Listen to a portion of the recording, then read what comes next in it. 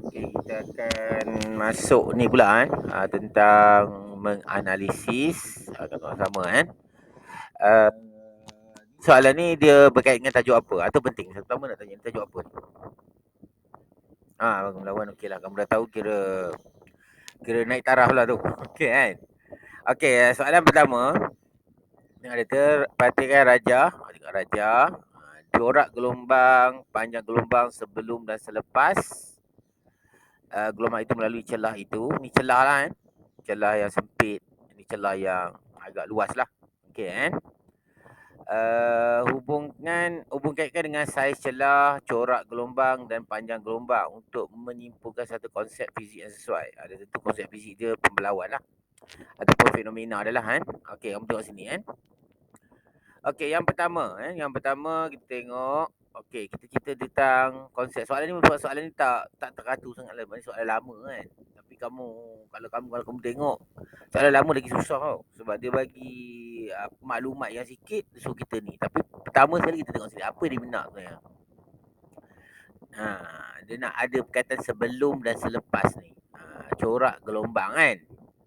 Ataupun corak gelombang ni kita kenali dengan nama panjang gelombang lah.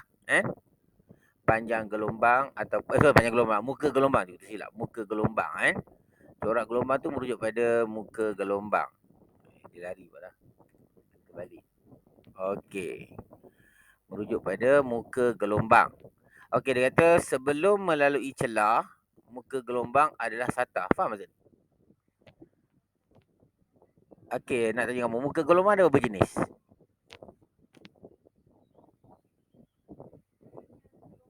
Muka gelombang. Dia bukan gelombang, muka gelombang. Wavefront. Bintang negak tu jenis gelombang. Muka gelombang ni merujuk pada kita kata apa? Bentuk dia. Okey, cuba tengok bentuk apa ni? Ini dia katakan lurus. Lurus ataupun satah. Faham? Jadi ini keadaan sebelum, ini selepas. Sebelum, selepas. Jadi dia kata sebelum melalui celah ni, okey, muka gelombang adalah satah untuk kedua raja, betul tak? Jadi ini pun satah, ini pun satah. Tapi yang ni macam mana ni? Kita kata apa? Muka gelombang apa dah ni? Okey, melengkung boleh, tapi sebenarnya kita kata muka gelombang membulat. Jadi dua, satah dengan membulat ataupun lurus dengan membulat. Lurus pun boleh terima kan. Okey, ni tentang muka gelombang. Corak gelombang merujuk pada muka gelombang lah. Wavefront. Okey kan. Dan ni gelombang apa ni? Saya tanya kamu Gelombang ada tulis sini kan. Gelombang air kan. Betul tak? Kita kata dia gelombang air. Okey, cikgu tanya kamu. Gelombang air ni gelombang jenis apa sebenarnya? Gelombang air ni gelombang jenis apa? Ya. Gelombang air gelombang apa? Gelombang apa dia? Dia merujuk pada gelombang air. Sebab gelombang air yang kita boleh nampak muka gelombangnya. Hanya gelombang air saja yang kita boleh nampak muka gelombang. Betul tak? Jadi muka gelombang air ni gelombang jenis apa gelombang air? Okey, bagi contoh lah. Melintang ke atau menegak? Ya, melintang. Sebab dia ada apa? Dia ada apa? Dia ada bukan corak, dia ada di dalam bentuk gelombang, pada pandangan sisi gelombang dia ada puncak dan lembangan. Okey. Kalau gelombang bunyi, gelombang apa?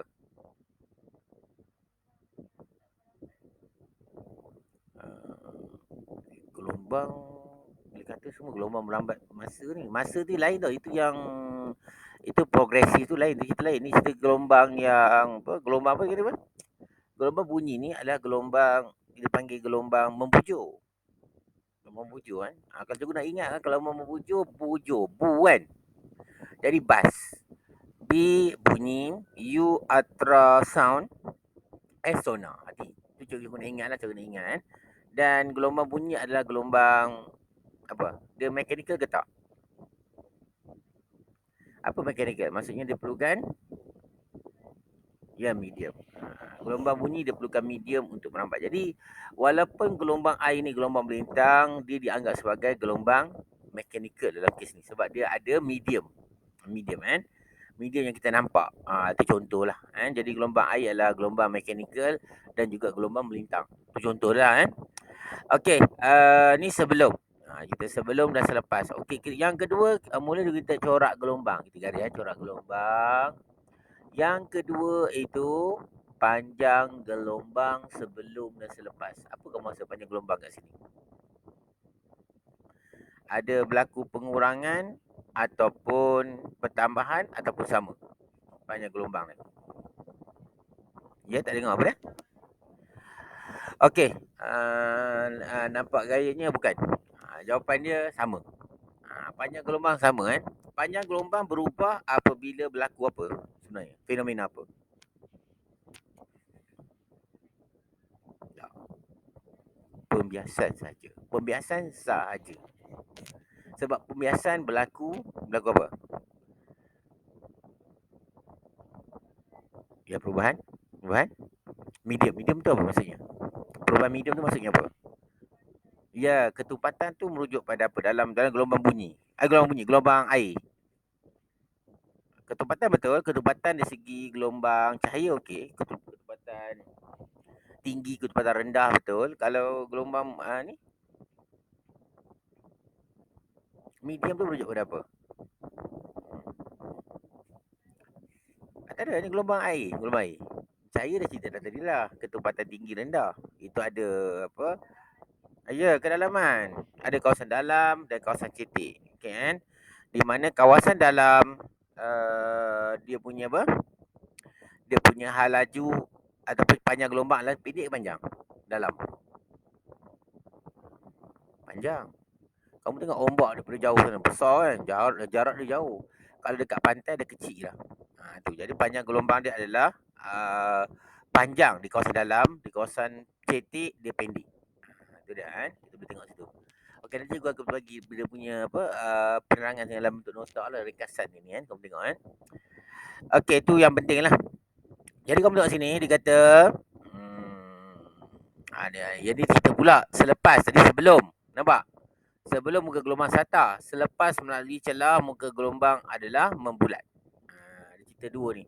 Jadi ni mungkin markah dikira markah satu ke ni kan. Markah satu. Ini mungkin markah yang kedua lah. Kan? Markah yang kedua. Okey. Okey, kita tengok yang berikutnya. Berikutnya apa tu? Dia punya saiz tadi kan.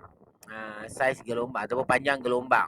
Panjang gelombang sama dan sebelum dan selepas. Kan? Maksudnya yang tidak berubah lah. Sebab kita menganggap bahawa, anggapan kita apa? Kedalaman untuk sebelum dan selepas adalah sama. Okey, dalam konteks pembiasan saja, kedalaman kita bezakan. Ada kawasan dalam dan ada kawasan cetek. Dalam pantulan, dalam pembelauan, dalam interferen, lagi apa? Pantulan, pembelauan, interferen, ada lagi ke? Okey, dah itu kot. Itu semua kita anggap kedalaman adalah sama. Jadi bila kedalaman sama, lambda sama. Itu cerita dia. Boleh? Ni markah yang ketiga. Ni cerita yang baru-baru tiga. Markah tiga ni. Tengok lagi soalan dia tak habis lagi ni. Markah tiga. Okey. Kita teruskan lagi. Ni. Corak gelombang dia hubung kaitkan saiz celah. Dia pula hubung kaitkan antara saiz celah, corak gelombang. Dulu. Saiz celah dengan corak gelombang. Apabila saiz celah sempit, apa jawab?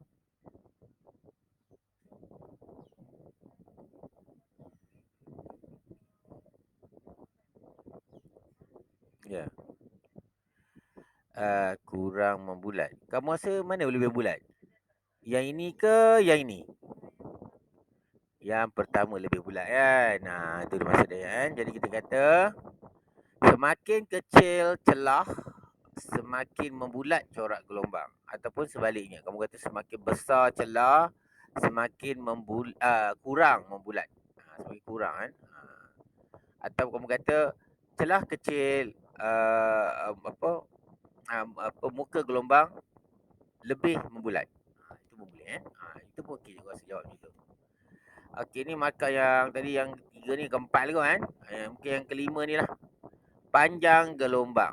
Hubungan di antara apa-apa saiz celah dengan panjang gelombang kot. Dan nak kait dengan panjang gelombang macam mana kita ni? Panjang gelombang. Tapi panjang gelombang sama dia kan? Macam mana nak jawab? Tapi cikgu rasa tidak berkesan kot. Dia kata. Tersilap. Cikgu tersilap. Cikgu cerita panjang gelombang sebelum selepas. Ini cerita tentang pembelawan. Pembelawan lebih jelas jika saiz celah kecil.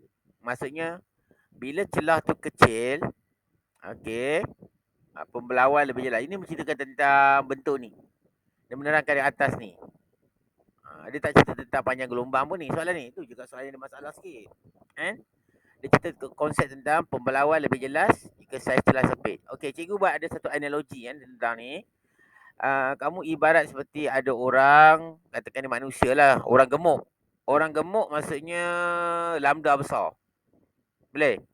Orang gemuk maksudnya lambda dia tinggi. Boleh kan? Lambda besar. Saiz besar, lambda besar kan? Jadi nak lalu celah ni sempit kan? Jadi macam mana dia lalu? Boleh lepas tak? Boleh, katakan boleh lepas. Lepas juga. Apa jadi? Dia akan letih lah. Dia cuba nak bolos. Dia letih. Jadi bila letih maksudnya tenaga dah berkurang.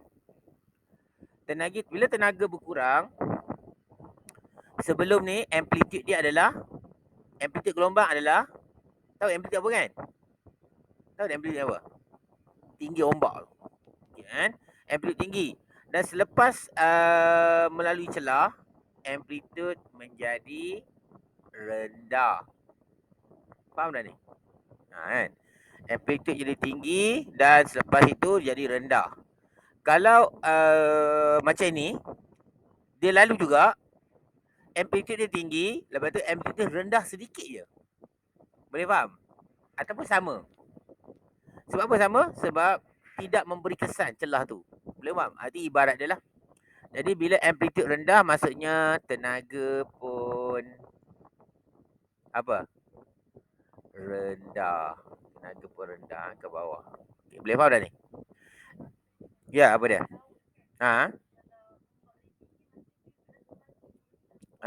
Kalau ombak dia tinggi, biasanya ombak tinggi datang daripada sini. Ombak yang merambat daripada sinilah kanan ke kiri. Ombak saya bergerak ke sini kan. Ombak yang bergerak ke sini menyebabkan dia langgar tembok ni kan. Tenaga telah dipindahkan tembok ni. Dan tenaga tu dikurangkan lagi dengan pembelawan. Pembelawan dapat mengurangkan. Jadi ombak sini ombak tak tinggi. Sebab tu boleh kapal, port sini. Boleh faham tak? Jadi kalau sini ombak tinggi. Sini ombak rendah. Sebab ni kalau kamu tengok ada negara kan, dia nak selamatkan pantai dia buat tembok ni. Dia tiap-tiap pantai dia buat tembok supaya pantai tu tak terhakis. Ombak tak tinggi. Ombak tinggi, pantai akan terhakis cepat. Itu contoh lah itu contoh yang kita tengok. Okey. 5 markah lah kan. Tapi dekat sini dia kata corak gelombang dengan panjang gelombang. Ni masalah sikit lah soalan ni Okey, tak apalah kan. Namakan fenomena gelombang. Fenomena gelombang. Jadi dah tentu fenomena dia adalah pembelawan. Okey, dalam kes ini cikgu nak cerita kamu. Maksud pembelawan lebih jelas. Maksud dia ialah gelombang itu semakin lebih membulat. Boleh faham tak? Lebih membulat. Bentuk dia lebih membulat.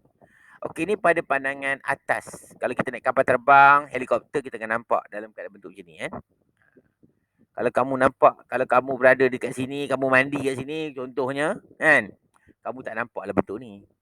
Kamu nampak bentuk apa? Puncak dan lembangan saja. Boleh faham maksud cikgu kan? Okey, tu contoh soalan ni kan. Okey, ada soalan tanya. Faham kan? Sekejap.